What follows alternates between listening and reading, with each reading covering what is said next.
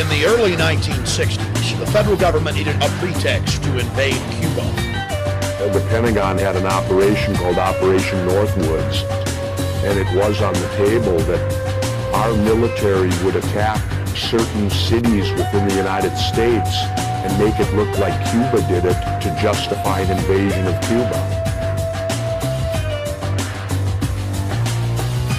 And the idea was to have U.S. personnel from the CIA and other places secretly create terrorism in the United States. The documents actually said people would be shot on American streets, bombs would be blown up. And again, all this, the evidence would be laid to point the finger at Castro. The federal government proposed blowing up airliners full of Americans, saying that casualty lists in U.S. newspapers would cause a helpful wave of indignation.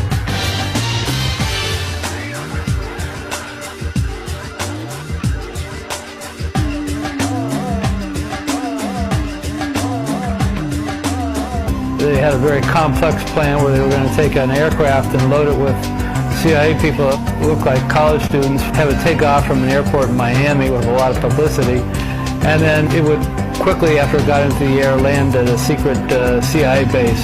At that same time, an identical plane would take off from that CIA base, except this plane would be empty, and it would be remotely piloted from the ground. It was a drone plane. Crash them and blame it on the Soviet Union and Cuba. Now, that was decades ago. If they would do it in the 60s, they'll do it again. It never got put into effect, but the fact that you can get all the members of the Joint Chiefs of Staff, the senior military officials in the U.S. government, signing off on a plan that outrageous is extraordinary. In the plan, they elaborated on how they could bomb Washington, D.C. and blame it on Cuba.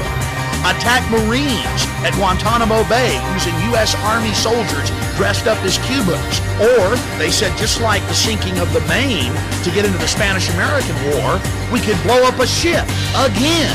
Here they are admitting the problem reaction solution system and how effective it is to motivate the American people to get them behind a war.